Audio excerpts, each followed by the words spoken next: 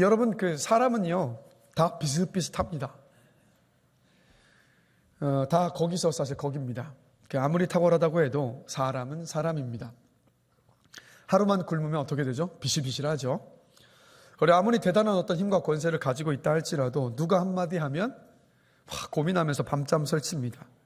별것 아닌 것 때문에 무너지고, 별것 아닌 것 때문에 시험 들고, 별것 아닌 것 때문에 상처받고, 별것 아닌 것 때문에 끙끙 앓는 것이 바로 사람입니다. 그래서 성경을 보면 이렇게 연약한 사람을 뭐라고 표현하고 있습니까? 질그릇과도 같이 깨지기 쉬운 연약한 존재라고 말씀하고 있는데, 정말 말씀 그대로 우리는요, 질그릇과도 같이 깨지기 쉬운 정말 연약한 존재들입니다. 자, 그런데 이렇게 우리가 질그릇과도 같이 깨지기 쉬운 연약한 존재들인데, 예수님은요, 우리가 이렇게 연약하지만 이 땅을 어떻게 살아가야 하는가 몸소 보여주셨다라는 거죠. 자, 여러분 아시는 것처럼 예수님께서 이 땅에서 공생의 사역을 하실 때 이른 아침부터 밤 늦은 시간까지 어떻게 하셨습니까? 쉼 없이 말씀을 가르치셨고요. 그리고 병자들을 고쳐주셨고, 그리고 귀신 들린 사람을 고쳐주셨습니다. 그리고 죄인들과 소외된 사람들, 사회적인 그 약자들, 그들과 함께 늘 함께 하시면서 그들을 위로하셨고, 그들의 말을 들어주셨고, 그들과 함께 교제하셨습니다. 계속해서 이동해 가시면서 걸어서 이 마을에서 저 마을로 이동해 가시면서 하나님 나라의 복음을 끊임없이 전하셨습니다. 자, 예수님은 우리와 똑같은 완전한 사람이셨기 때문에 피곤하셨습니다. 자, 여러분 정말 피곤하시면 좀 어떠십니까? 정말 피곤하면 여러분 어떻게 하시죠? 쉬고 싶잖아요. 아무것도 하지 않고 누구도 나 좀 건드리지 않았으면 좋겠고, 그냥 집에 누워서 침대에 누워서 쉬고 싶은 게 사람 마음 아니겠습니까? 자, 우리와 같은 사람이셨던 예수님도 똑같으셨다는 거예요. 얼마나 쉬고 싶으시겠습니까? 그 피곤한 가운데서. 자, 그런데 성경을 보면 그렇게 피곤한 하루를 마치시고 난 다음 날 예수님께서 하신 일을 이렇게 기록하고 있습니다. 새벽 아직도 밝기 전에 예수께서 일어나 나가 한적한 곳으로 가서 거기서 기도하시다니. 뭐 하신 겁니까? 그렇게 피곤하게 밤늦게 잠을 이루시고 난 다음에도 아침에 눈을 뜨자마자 하나님께 나아가셔서 기도하셨다라는 겁니다. 자, 여러분 생각해 보십시오. 능력 없는 사람이 자기의 일을 감당하려면 어떻게 해야 됩니까? 하나님께 매달려 기도해서 그 능력을 힘입어야 되지 않습니까? 자, 지혜가 모자란 사람은 어떻게 해야 합니까? 지혜의 근원이 되신 하나님 아버지께 지혜를 달라고 구해서 그 지혜를 얻어야 합니다. 죄를 짓고 그 영혼이 침체되고 곤고한 상태에 있는 사람은 어떻게 해야 합니까? 하나님 앞에 나와서 예수 그리스도의 십자가의 보혈의 능력을 의지해서 죄 사함과 회복의 은혜를 구해야 합니다. 자, 그런데 예수님은 어떤 분이십니까, 여러분? 예수님은 하나님이셨습니다. 예수님은 하나님이시라고요. 예수님은 성령의 능력을 하나 없이 받으셨습니다. 예수님께서는 모든 일이 다 가능하셨습니다. 예수님은 죄가 없으셨습니다. 예수님은 언제나 하늘의 지혜로 충만하셨습니다. 자, 그런데 이런 예수님께서 그 피곤한 육신을 이끄시고 더 쉬고 싶으셨을 텐데 그 새벽에 일어나셔서 홀로 하나님 앞에서 기도하셨습니다. 기도하실 필요가 없으셨던 예수님께서 기도하셨습니다. 어떤 부족함도 없으셨던 예수님께서 기도하셨습니다. 왜 기도하셨을까요? 기도할 필요가 없으셨던 분이 하늘의 능력과 은혜로 충만하셨던 예수님께서는 왜 기도하셨을까? 자, 여러분, 우리가 예수님보다 능력이 많습니까? 우리가 예수님보다 어떤 담대함을 가지고 주님의 사명을 감당할 수 있는 사람들입니까? 우리 그렇지 않잖아요. 우리는 우리 예수님과 비교할 수 없을 정도로 연약한 존재들입니다. 예수님은 그 기도하셨던 기도 생활을 통해서 우리에게 이렇게 말씀하고 싶으셨던 거예요. 기억해라. 너희는 질그릇과 같이 깨어지기 쉬운 너무도 연약한 존재인데 그래서 기도하지 않으면 살 수 없다라는 것을 말씀해 주셨던 겁니다. 그리고 또 예수님은 그 기도 생활을 통해서 우리에게 이렇게 말씀하셨던 거예요. 내가 비록 하나님의 아들이지만, 내가 비록 하나님이지만 이 세상에 살아있는 동안 나에게서 나타나는 그 능력은 내 안에서 나오는 것이 아니다. 하늘에 계신 아버지 하나님께서 나에게 주시는 것이다. 나는 오직 아버지 하나님의 능력으로 이 땅에서 고난도 감당하고 고난도 이기고 십자가를 지기까지 너희를 섬길 수 있단다. 바로 이걸 말씀하셨던 겁니다. 기도하셨던 예수님의 그 모습은 우리에게 하나님 아버지께서 주시는 도움과 은혜를 힘입어서 이 세상을 살아가라는 바로 초청과도 같았습니다. 자, 오늘 본문의 말씀도 맥을 같이 하고 있죠. 자, 오늘 본문 말씀 뭐라고 말씀합니까? 다시 한번 힘차게 한번 읽어보겠습니다. 쉬지 말고 기도하라. 여러분, 이게 무슨 뜻입니까? 이 말씀을 어떤 의미로 받아들이셨습니까? 여러분이 하시던 생업, 일, 집안 살림, 이 모든 것들 다 멈추고 기도만 하라는 말씀입니까? 아니요, 그런 뜻이 아닙니다. 쉬지 말고 기도하는 말은 무슨 의미냐면 모든 일에 기도해서 하나님 아버지께서 주시는 도움과 은혜를 힘입어서 살아가라는 말씀입니다. 이게 바로 쉬지 말고 기도하라는 말씀의 의미예요. 자, 그렇다면 이렇게 쉬지 말고 기도하라고 말씀하셨다면 거기에 분명히 이유가 있죠. 어떤 이유가 있겠습니까? 우리가 기도했을 때 하나님께서 우리의 기도를 들으시고 우리 가운데 주시는 은혜와 능력과 도움이 있기 때문에 쉬지 말고 기도하라고 말씀하고 계시는 겁니다. 그래서 지금 이 시간 오늘은 우리가 기도하면 하나님께서 우리에게 어떤 도움과 은혜와 능력을 주시는가 네 가지를 함께 살펴보고 싶습니다. 자, 이걸 함께 살펴보면서 여러분 올 한 해를 살아가시면서 그냥 이 한 시간 들었던 말씀으로 끝내지 마시고 오늘 나는 이 네 가지를 마음속에 품고 기억하시면서 기도의 자리를 지키시고 그 기도하는 자리를 통하여서 이 은혜를 누리고 경험하시는, 그래서 여러분의 인생과 삶을 돌파해내시는 한 해가 되시기를 주님의 이름으로 축원합니다. 자, 우리가 기도하면 어떤 일이 벌어지는가? 첫 번째, 한 목소리로 같이 읽습니다. 기도하면 평안한 환경이 주어집니다. 자, 여러분, 이 프로스포츠 선수들을 보면요, 시즌이 끝이 나고 나면 정말 치열하게 그 다음 시즌을 준비합니다. 완벽하게 몸을 만들고 기술도 더 막 숙련시키고 새로운 기술도 더 막 배우죠. 그리고 시즌을 시작을 합니다. 자, 그런데 우리가 종종 어떤 선수를 봅니까? 부상 때문에 그렇게 성실하게 준비했음에도 불구하고 부상 때문에 하차하는 일들이 생겨나는 모습을 봐요. 또 사업을 하는 사람이 기업을 잘 세우고 싶은데 경기가 나빠져서 어려움에 겪거나 부도가 나는 일도 생깁니다. 자, 그리고 우리도요, 무언가를 하려고 하면 일이 꼬이고 막 사건이 터져서 그 일을 하지 못하는 순간들도 있잖아요. 자, 이런 인생을 사는 우리들에게 하나님께서 들려주신 은혜의 말씀이 성경 속에 있습니다. 자, 구약 성경을 보면 아사라는 왕이 있습니다. 자, 이 아사 왕의 할아버지와 아버지는 하나님이 아닌 우상을 섬겨서 이 남유다라는 나라를 신앙적으로 완전히 혼탁하게 만들어버렸어요. 아사가 왕이 돼서 그래서 펼친 정책은 딱 한 가지였습니다. 뭐냐면 우상을 남유다에서 없애고 하나님을 찾는 일이었어요. 백성들의 죄와 우상을 끊고 회개하고 하나님 앞에 나아가서 기도하게 했습니다. 자, 그러자 나타난 일이 이렇습니다. 역대하 14장 7절입니다. 우리 다 같이 한 목소리로 읽겠습니다.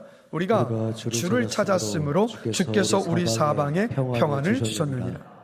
하나님은 아사가 남유다의 백성들과 함께 하나님께 나아와서 기도하기 시작하니까 10년의 평안을 주십니다. 그 기간 동안에 아사왕은 무엇을 했냐면 성읍을 건축하고요, 그리고 성곽과 망대와 문과 빗장을 단단하게 만들고 견고하게 세웠고 58만의 군대를 양성합니다. 아사가 백성들과 함께 기도하니까 부강한 나라와 강력한 군대를 만들 평안을 하나님이 남유다에 주셨던 겁니다. 평안할 때 부강한 나라와 강력한 군대를 만들었을 때 구스라는 나라가 100만 대군을 이끌고 이 남유다를 침공해 왔습니다. 아사는 이때도 남유다 백성들과 함께 기도합니다. 그러자 58만의 군대로 100만 대군을 물리친 거예요. 그 전쟁에서 하나님의 기적 같은 승리를 이루고 돌아올 때 선지자가 아사의 왕 앞에 나타나서 이렇게 말해요. 역대하 15장 7절입니다. 다 같이 읽겠습니다. 너희는 강하게 하라. 너희의 손이 약하지 않게 하라. 너희 행위에는 상급이 있음이라. 이 무슨 말이냐면 지금까지처럼 계속해서 하나님을 찾고 하나님께 기도한다면 하나님께서 더욱더 큰 은혜를 주시겠다라는 약속의 말씀이었어요.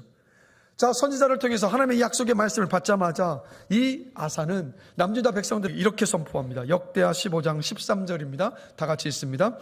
이스라엘 하나님 여호와를 찾지 아니하는 자는 대소남녀를 막론하고 죽이는 것이 마땅하다 하고, 이게 무슨 말입니까? 기도를 결단하는 말이었어요. 여러분, 우리 무슨 일이 있어도 하나님 아버지 앞에 나아가서 기도하십시다라고 남유다 백성들과 함께 결단의 말을 선포했던 거였습니다.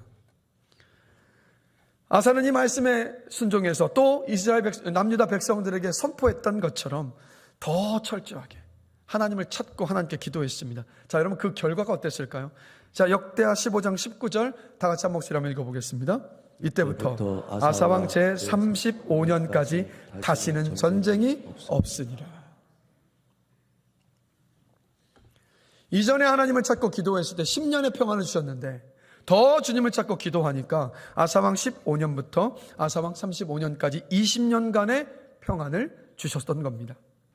아사가 하나님을 찾고 기도하자 더 큰 평안을 주셔서 아사가 자신의 뜻을 펼쳐나갈 수 있는 그 길을 하나님께서 활짝 열어주신 거예요. 자, 그런데 아사왕이 20년 동안 평안하게 지내고 나자 안타깝지만 신앙적으로 나태해져 버렸습니다. 북이스라엘이 그 기간에 공격해 오니까 이전에는 하나님께 그렇게 붙들고 기도했는데 하나님께 기도하지 않고 주변에 있던 아람 나라에 뇌물을 주고 아람 나라에 도움을 요청합니다. 그러자 선지자가 이 아사왕에게 찾아와서 왜 이전처럼 하나님을 찾으며 기도하지 않고 의지하지 않고 사람을 붙듭니까? 라고 책망을 합니다. 그러다 이 아사왕은 어떻게 하냐면 화를 내면서 그 선지자를 감옥에 가둬버려요. 평안한 세월을 지나가면서 아사왕의 신앙이 약해지고 교만해졌던 것입니다. 그리고 그 결과입니다. 역대하 16장 9절입니다. 같이 읽겠습니다. 여호와의 눈은 온 땅을 두루 감찰하사 전심으로 자기에게 향하는 자들을 위하여 능력을 베푸시나니 이 일은 왕이 망령되이 행하였은즉 이후부터는 왕에게 전쟁이 있으리이다. 더 이상의 평안이 없었습니다. 여러분, 기도하지 않으면 모든 일이 꼬이기 시작합니다. 아사왕은 나중에 발에 병이 생겼습니다. 그런데도 하나님을 찾지 않습니다. 의사를 찾으면서 의사만 의지했습니다. 결국 아사왕은 그 병으로 죽습니다. 아사왕이 하나님께 전심으로 기도했을 때 자신의 뜻을 펼쳐나갈 수 있는 평안을 주셨습니다. 그러나 반대로 아사왕이 기도를 멈췄을 때 평강이 사라지고 사건이 터지기 시작했던 모습을 우리는 봅니다. 작년 12월에 우리 교회 십자가 조명이 너무 밝아서 잠을 잘 수 없다라는 민원이 의왕시청에 들어갔습니다. 그리고 우리 교회에도 그 민원인이 편지를 보내왔어요. 누군지 자신의 신원을 밝히지 않은 채 나도 교회를 다니는 사람인데 밤에 잠을 자려고 하면 십자가 불빛이 너무 밝아서 잠을 못 자니까 그 십자가 조명 좀 어떻게 해달라는 겁니다. 만약에 조치를 취해지지 않으면 그러면 주일에 대로변에 휴민교회 성도들이 주차를 하고 있는데 예배 시간에 그거 내가 신고하겠다라고 이야기하더라고요. 그래서 이 민원이 들어왔으니까 이전에는 저녁 6시 어두워지면 십자가가 켜져서 다음날 새벽까지 환하게 십자가 불빛이 켜져 있도록 했었습니다. 그런데 이 민원이 들어와서 어떻게 했냐면 저녁 6시에 십자가가 켜지고 밤 9시가 되면 십자가가 꺼지고 새벽 3시가 되면 십자가가 켜지고 새벽 6시가 되면 십자가가 꺼지도록 다 조치를 취하는 거예요. 그래서 이 민원을 받았던 의왕시청의 담당 주무관님과도 통화를 해서 이렇게 조치를 취했습니다. 민원인에게 전달해 주십시오라고 전달을 드렸고 일이 잘 해결되었을 거라고 생각을 했습니다. 그런데 2주 전부터 안양 동안구청에 이 앞에 대로가 안양시 관할이기 때문에 지금 계속해서 주차 민원을 놓고 있는 거예요. 그래서 아마 이 딱지를 떼이신 분들 계실 텐데 걱정하지 마십시오. 감사하게도 우리 이경수 권사님이 이 동안구청의 교통과에 찾아가셔서 잘 협의가 돼서 딱지를 처리하지 않는 걸로 됐으니까 딱지를 받으신 분은 걱정하지 마시고 교회로 알려주시면 되겠습니다. 그래서 여러분 이번 한 달 동안만 잠잠해질 때까지 대로변에 주차하셨던 분들은 어디에 주차를 하시면 되냐면 저쪽 갈매교회 옆에 보면 공용주차장이 있습니다. 이 한 달 동안만 좀 사그러들 때까지 잠잠해질 때까지 그 공용 주차장에 주차를 해주시길 바랍니다. 거기에 주차하시고 잠깐 걸어서 교회까지 오시면 돼요. 자, 여러분, 이런 일이 왜 생겼을까요? 기도하라는 사인입니다. 어쩌면 우리가 기도에 게을렀었던 건지도 모르겠습니다. 자, 지금 나라를 보십시오. 어떻습니까? 극심한 혼란과 분열과 갈등 속에 있습니다. 비행기가 추락하는 사고 때문에 179명의 안타까운 생명이 떠났습니다. 지난 주간에는 또 큰 화재 사건이 있어서 온통 난리가 아니었습니다. 나라 곳곳에 나라 곳곳이 아우성치고 있습니다. 뭘 말합니까, 여러분? 아사왕이 기도를 멈추었을 때 그 나라에 평안이 없고 문제가 발생했던 것처럼 어쩌면 한국교회와 저와 여러분을 향한 우리가 평안함과 안락함과 풍요로움 속에 나태해져 있어서 기도를 등한시했었던 그 결과 아니겠습니까? 하나님 우리에게 말씀하고 계시는 거예요. 기도해라. 기도로 깨어 있어라. 그러면 다시 평안을 주시겠다. 여러분, 지금은 우리의 신앙적인 나태함을 깨고 하나님을 찾으며 기도해야 할 때입니다. 우리가 기도할 때 어떻게 된다고요? 하나님께서 평안함을 주실 것입니다. 그리고 우리 기도할 때 우리 끝까지 기도하십시다. 그러면 하나님께서 평강의 평강으로 지켜주실 것입니다. 평안할 때도 기도하기를 멈추지 말고 우리 함께 기도하십시다. 하나님은 하나님을 변함없이 찾고 기도하는 사람에게 그 자신의 그 뜻을 또 하나님의 뜻을 펼쳐갈 수 있는 그 평안함을 주시기 때문입니다. 두 번째입니다. 우리 함께 한번 한 목소리로 또 읽어보겠습니다. 기도하면 문제를 해결할 지혜를 주십니다. 네, 우리가 기도하면 문제를 해결할 지혜를 하나님께서 주십니다. 구약 성경에 느헤미야라는 사람이 있습니다. 포로로 잡혀가서 페르시아라는 나라의 그 왕의 최측근 술 맡은 관원이 되었습니다. 당시에는요, 그 왕을 독살하는 일들이 많이 있었기 때문에 이 왕이 마시는 술잔을 먼저 마셔서 이 안에 독이 있는지 없는지를 확인했던 사람이 바로 술관원입니다. 그러니 왕이 가장 믿을 수 있는 사람을 맡기지 않겠습니까? 그러니까 요즘으로 친다면 이 술관원은 대통령 비서실장과도 같습니다. 대통령의 오른팔, 그러니까 왕의 오른팔인 거죠. 느헤미야는 이처럼 왕의 신임을 얻어서 어떻게 됐냐면 자신의 고국 남유다, 유다 땅으로 돌아가서 그 유대 총독이 됩니다. 유대 총독으로 부임한 첫날에 예루살렘을 돌아보고 살폈는데 돌아보고 난 다음에 느헤미야가 이렇게 반응을 합니다. 느헤미야 1장 4절인데요. 수일 동안 슬퍼하며 하늘의 하나님 앞에서 금식하며 기도했어요. 왜 그랬냐면 성벽도 다 허물어져 있고 너무 초라한 거예요. 거기에다가 과중한 세금으로 이스라엘 백성들이, 남유다 백성들이 고통을 겪고 있는 그 모습을 보고 나니까 너무 가슴이 아파서 그 밤잠을 설치며 금식하며 슬퍼하면서 하나님께 기도를 했던 겁니다. 한마디로 느헤미야는 그 문제를 가지고 하나님 앞에 나아가서 기도하는 거예요. 기도 가운데 하나님께서 주신 지혜로 느헤미야는 다음날 기도를 마치고 나서 그 다음날 높은 이자를 받고 있었던 부유한 사람들, 그들에게 더는 우리 악을 행하지 맙시다. 이자 받는 일을 그치자고 제안을 합니다. 그리고 나서 구체적인 적용을 했어요. 느헤미야 5장 11절입니다. 우리 다 같이 한번 읽어보겠습니다. 너희가 구워준 돈이나 양식이나 새 포도주나 기름의 100분의 1을 돌려보내라.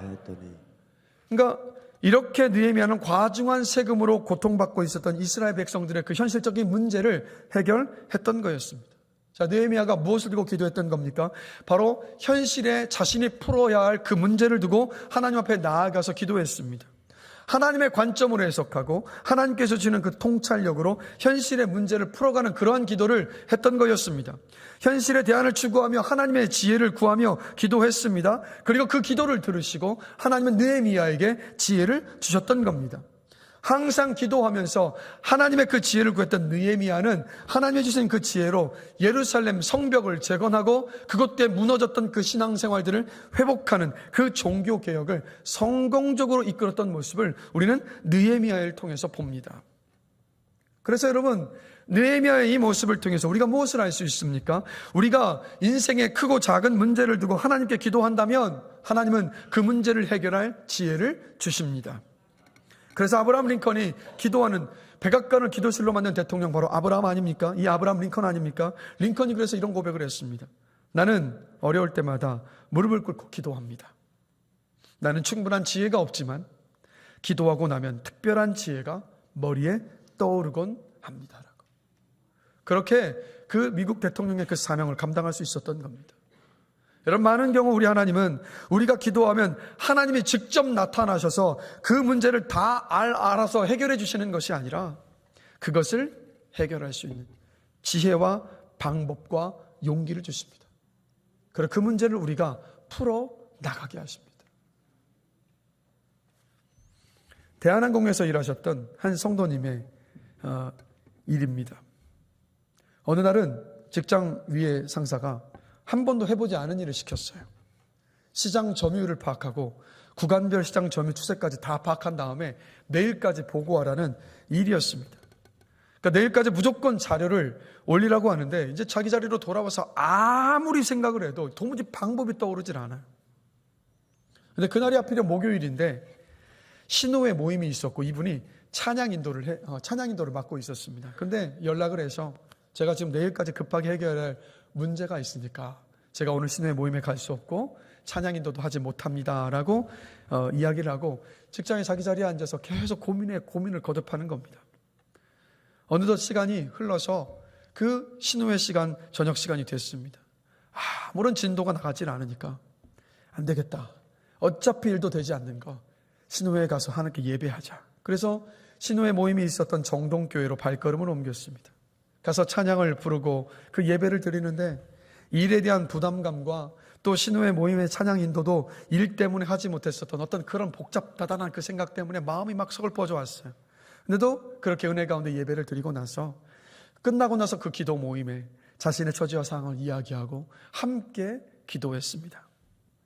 그리고 예배 후에 예배를 마치고 나서 버스를 타고 집으로 돌아가는 길이었어요. 평안함을 가지고 돌아가는데 가는 길에 또 잠깐 잊고 있었던 그 일에 대한 부담과 스트레스가 또 훅 다가오는 겁니다. 야, 이것도 어떻게 하나, 또 그 걱정과 두려움을 안고 걱정하며 근심하며 버스를 타고 가는데 갑자기 보고하기에 적합한 실적 테이블과 포맷이 머릿속에 막 떠오르는 거였습니다. 그리고 그 테이블과 포맷에 들어갈 자료만 있으면 될 것 같은 거예요. 그래서 버스에 내려서 반대로 다시 회사로 돌아가는 버스에 몸을 싣습니다. 그리고 회사로 얼른 돌아가서 그 자료를 막 찾아보니까 원하던 자료가 과거 수치까지 다 보관이 되어 있는 거예요. 할렐루야를 외치면서 그 보고서를 작성했습니다. 그리고 다음날 그 보고서를 제출한 거예요.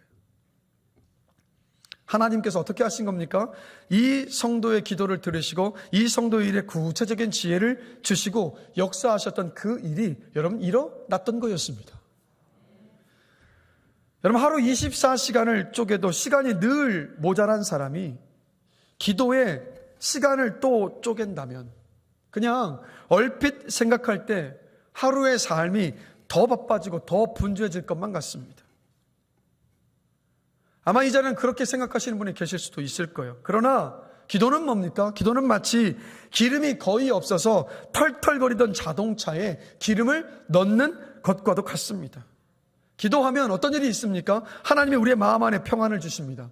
그 평안함 속에서 더 침착해지고 더 생각할 여유를 갖습니다. 같은 일이라도 새로운 관점으로 보게 되고 더 잘 해낼 그 방안도 보이게 되고 그 일을 함께 풀어가야 할 사람들까지도 정말 사랑으로 끌어안게 됩니다. 기도하면 하나님께서 문제를 풀어갈 지혜를 주셔서 좋은 열매를 반드시 맺게 하십니다. 그래서 종교개혁자였던 마르틴 루터가 이런 말을 했습니다. 나는 보통 때는 하루에 2시간 기도합니다. 하지만 무척 바쁘고 중요한 일이 있는 날은 3시간을 기도합니다. 여러분, 기도는 하나님의 무한하신 지혜를 공급받는 통로입니다. 여러분의 지혜로 이 땅을 살아가시겠습니까?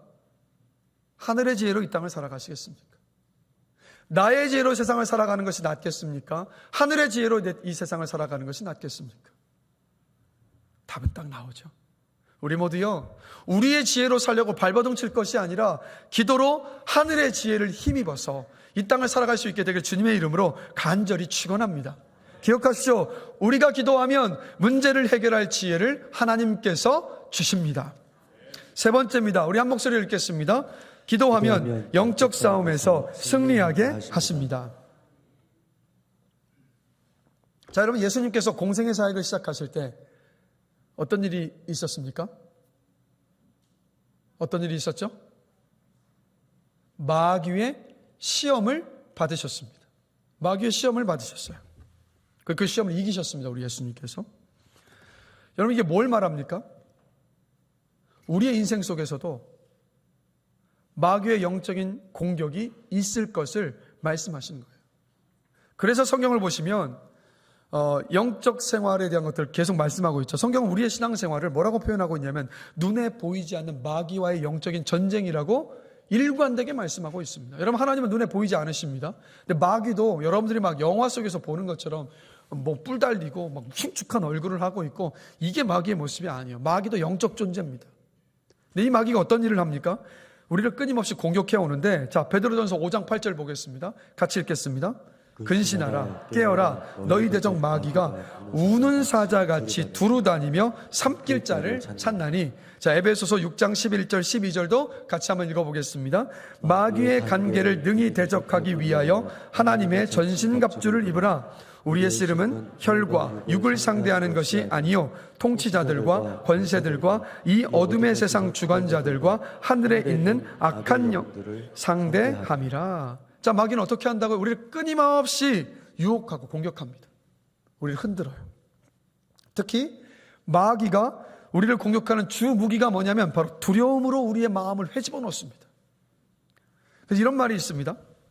당신이 죽으면 벌레가 당신의 육체를 먹고 당신이 살아있을 때는 근심이 당신의 마음을 좀먹습니다. 자, 이 대부분의 사람들이 하는 일이 뭐냐면 아직 일어나지도 않은 일을 미리 다 끌어당겨서 막 걱정해요. 그렇죠? 실직하면 어떡하지? 사업이 안 되면 어떻게 하지? 우리 아이가 아프면 어떻게 하지? 야, 내가 차 타고 가다가 교통사고 나면 어떻게 하지? 이 나라가 정말 망하면 어떻게 하지? 막 걱정을 미리 끌어당겨서 걱정을 합니다. 이번 한 주로 한번 돌아보십시오. 어떠셨습니까? 혹시 벌어지지도 않은 일을, 아직 생기지도 않은 일을 미리 다 끌어당겨서 막 근심을, 걱정을 더하면서 혹시 사시지는 않으셨습니까? 여러분의 심각한 표정 보니까 그러셨던 것 같아요. 여러분, 쓸데없는 걱정과 근심이 우리의 인생을 좀먹습니다. 육신이 살아있어도 마음의 두려움이 있으면 사는 게 아닙니다. 두려움은 이렇게 우리의 인생도 헤집어 놓지만 더 중요한 것은 뭔지 아십니까? 두려움은 하나님을 불신하게 해요. 하나님께 그래서 불순종하게 만드는 것이 바로 두려움입니다. 그래서 마귀는, 사탄은 우리 주변의 모든 것들을 다 활용해서 두려움을 갖게 만들려고 공격해와요. 유혹합니다. 여러분, 이거 너무 잘 아시는 말씀이지만 마태복음 14장 보면 제자들이 배를 타고 갈릴리 호수를 건너가고 있었습니다. 어떤 일이 있었습니까? 갑작스런 비바람과 폭풍우가 몰려옵니다. 제자들이 밤새 그 배 위에서 사투를 벌였어요.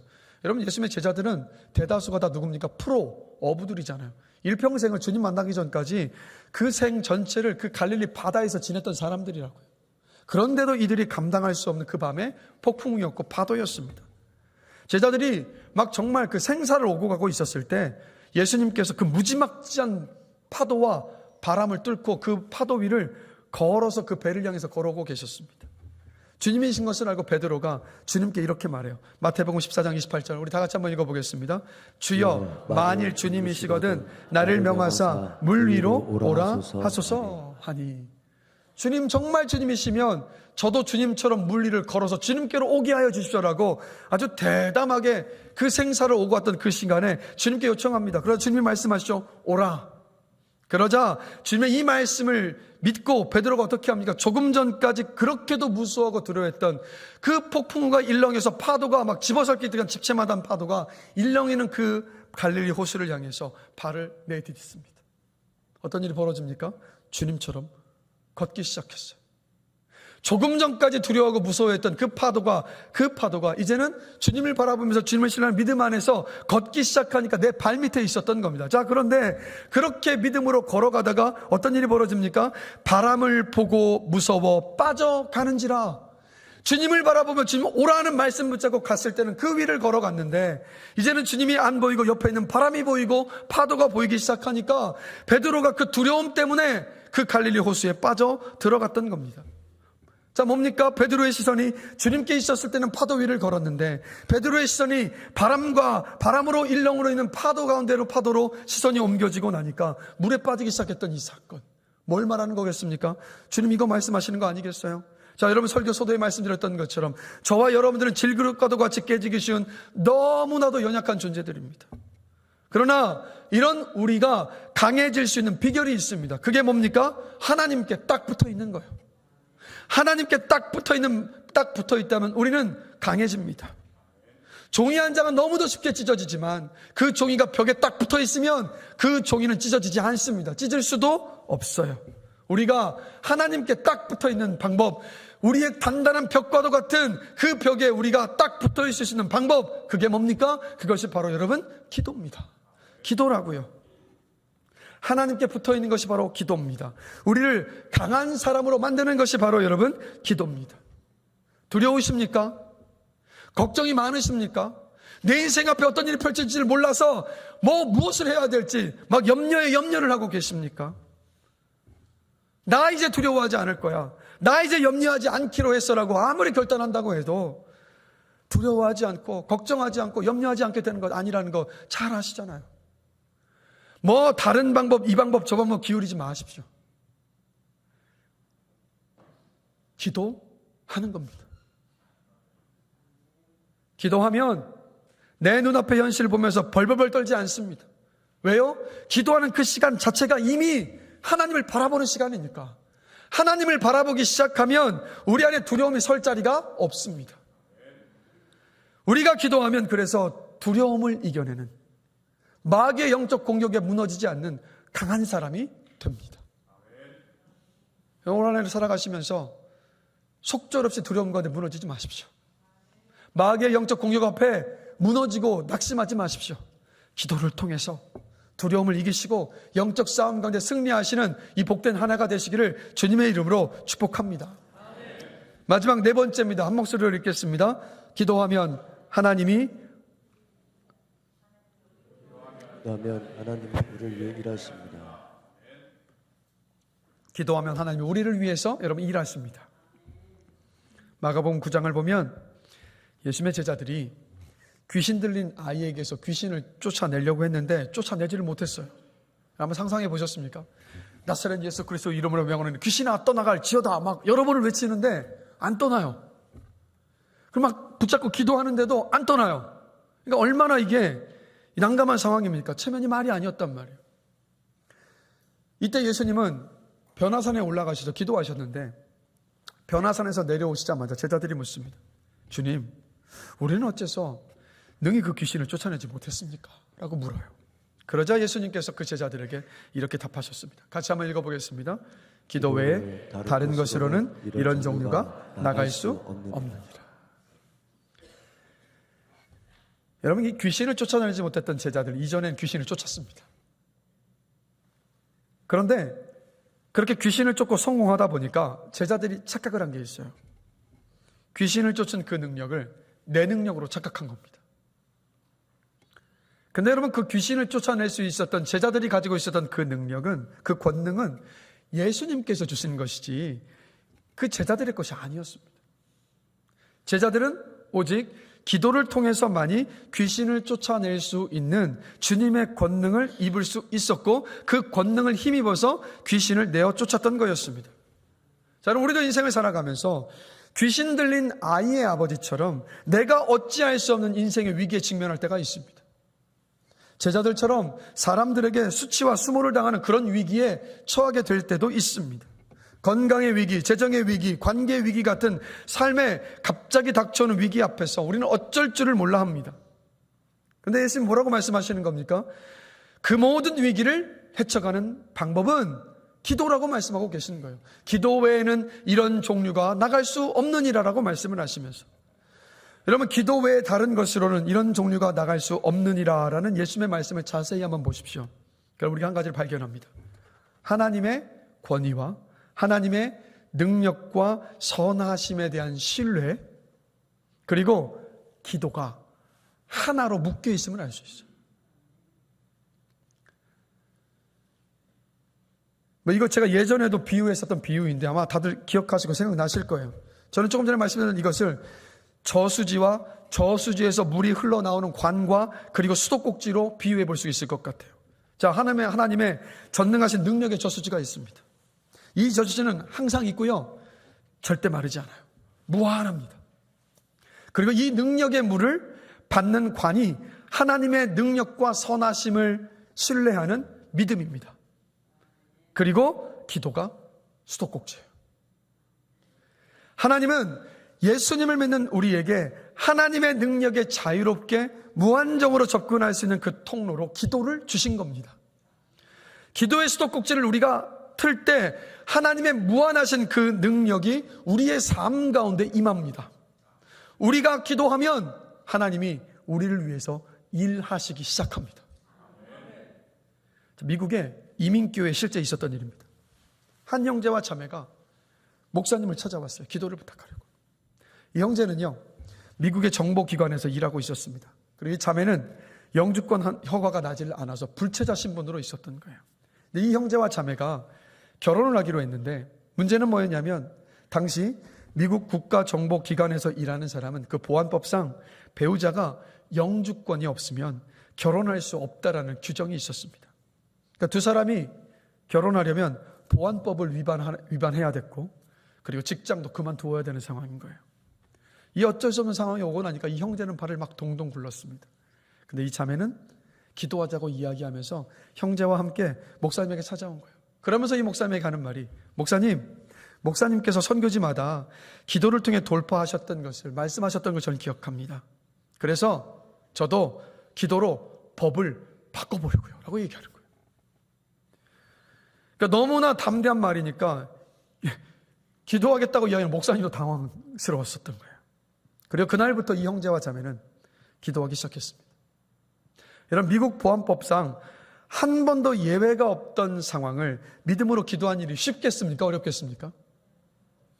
이게 쉬운 일이 아니에요. 어려운 일입니다. 진짜 온전히 하나님을 신뢰하는 믿음이 아니고서는 기도할 수 없는 문제지 않습니까? 근데 이 형제와 자매는 그렇게 기도를 하기 시작했습니다. 자, 그렇게 기도한 지 40일 후에 자매가 상기된 얼굴로 목사님을 찾아옵니다.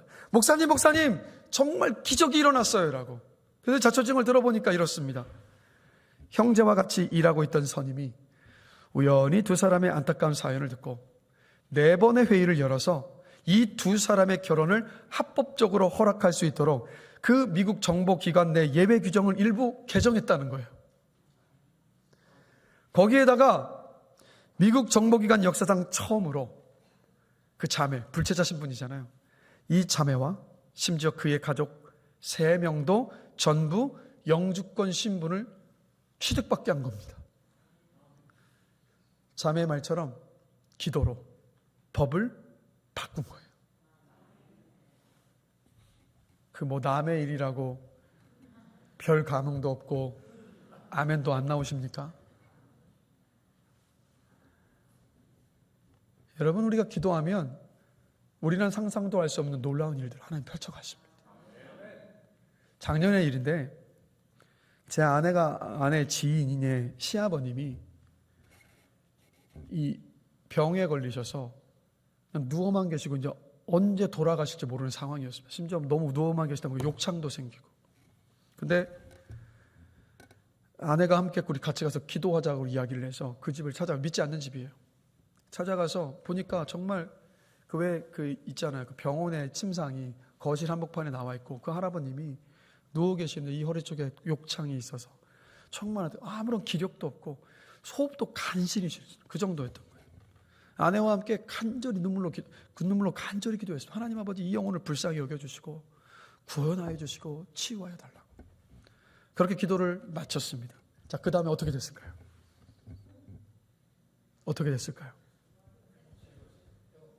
정말 회복돼서 지금 너무 건강하게 활동하며 지내고 계세요.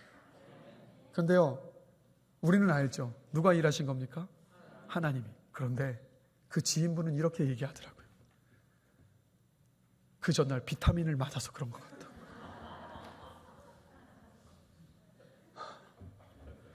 비타민 맞아서 나을 것 같아서 벌써 나았죠.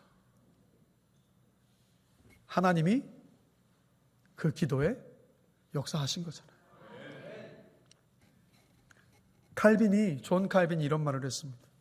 하나님은 우리가 게으르고 나태하면 마치 우리를 잊으신 것처럼 잠잠하실 것입니다. 그러나 우리가 기도하면 하나님이 우리를 위해 일하십니다. 자꾸 여러분의 인생 속에 자꾸 풀리지 않는 문제들이 계속 쌓여가십니까? 이것 때문에 저것 때문에 불평과 원망만 하시다가 그 시간들을 허비하며 불평과 원망 속에서 더 많은 근심과 걱정과 두려움을 스스로 쌓아가지 마십시오. 우리에게는 전능하신 아버지 하나님이 계시잖아요. 기도하십시다. 맡기며 기도하십시다. 그러면 하나님이 반드시 우리를 위해서 일하십니다. 여러분, 기도는 많은 시간과 힘을 필요로 하기 때문에 쉽지 않습니다. 바쁜 직장 생활과 복잡한 사회 속에서 기도하는 데 힘과 시간을 소모하는 것이 정말 어리석어 보일 수도 있습니다. 그런데 여러분 명심하십시오. 기도는 낭비가 아닙니다. 기도는 허비가 아닙니다. 내가 일하면 나만 일할 뿐이지만 내가 기도하면 하나님께서 나를 위해 일하십니다. 그래서 기도하는 사람은 언제나 이깁니다. 언제나 승리합니다. 이것을 기억하시고 여러분의 문제를 가지고 여러분의 처지와 상황을 가지고 하나님 앞으로 나오십시오. 맡기며 기도하십시오. 그리고 여러분의 구체적인 필요를 두고 기도하시는 겁니다. 하나님, 내가 이런 문제를 당했는데 이렇게 해결하여 달라고 구체적으로 맡기며 기도하시는 겁니다. 그러면 하나님께서 그 기도를 들으시고 하나님의 때에 하나님의 방법으로 내가 구하고 기도했던 것보다 더 놀라운 것으로 반드시 응답하시고 역사하십니다. 말씀을 마무리하겠습니다. 우리 찬양팀 다 올라와 주실까요? 기도하면 평안한 환경이 주어집니다. 기도하면 문제를 해결할 지혜를 주십니다. 기도하면 영적 싸움에서 승리하게 하십니다. 기도하면 하나님께서 우리를 위해서 일하십니다. 그래서 주님 말씀하시는 거예요. 쉬지 말고 기도해라. 쉬지 말고 기도해라. 모든 일에 기도해라. 기도의 수도꼭지를 틀라라고 말씀하고 계십니다. 저는 여러분들이 기도를 통해서 하나님을 깊이 만나고 경험하시기를 간절히 축원합니다. 그리고 기도하고 나서 응답되지 않았다고 해서 절대 실망하지 마십시오. 요한계시록을 보면요, 우리의 기도가 하나님 앞에 금향로에 담긴다라고 말씀하고 있어요. 이게 무슨 뜻이겠습니까? 하나님은 우리의 기도를 금처럼 귀하게 여기신다는 뜻이에요. 우리의 기도를 금처럼 그렇게 귀하게 여기시는 하나님이 우리의 기도를 잊으시겠습니까? 우리가 하나님께 드렸던 모든 기도 사라지지 않고 쌓입니다. 그러니 포기하지 마시고 낙심하지 마시고 기도를 쌓아가십시오. 그렇게 쌓아가다 보면 하나님께서 우리의 기도를 마치 우리가 통장에서 저축해 놓았던 돈을 빼서 쓰는 것과 똑같이 하나님께서 쌓였던 그 기도의 통장 가운데 찾아서 우리의 삶 가운데 또 올라온 일을 이루실 거예요. 기대가 되지 않습니까? 하늘나라의 기도 통장에 저축된 그 기도, 쌓인 기도를 통해서 풀어가실 하나님의 일하심을 기대하며 사시는 여러분들 되시기를 주님의 이름으로 축복합니다. 우리 모두 기도 속에서 살아가게 되기를 간절히 축원합니다. 기도를 통해서 인생을 돌파해 나가는 2025년 한 해가 되시기를 주님의 이름으로 축원합니다. 그래서 여러분 돌아오는 월요일부터요, 기도하고 싶으시다면 본당으로 오십시오. 이곳에 언제든 오픈해 놓겠습니다. 앞에 불을 10개 켜놓고 기도하실 수 있도록 음악을 틀어놓을 테니까 뭐 출근하시는 길이 되었든 또 교회 주변을 갔다가 교회 가까이 주변에 오시게 되었든 언제든 들어오셔서 기도하시면 됩니다. 기도가 안 나오면 그냥 앉아 계시다 가도 돼요. 주님, 저 주님 앞에 왔어요. 또 기도하기가 너무 힘드시면 그냥 주기도문을 계속해서 읽으셔도 됩니다. 여러분이 좋아하시는 성경 말씀을 반복해서 읽으셔도 돼요. 그러다가 내 마음의 소망을 아뢰 수 있으면 그렇게 아뢰시다가 가시면 됩니다. 그리고 새벽 기도가 되었든 금요 성령 집회가 되었든 기도의 시간 결단하십시오.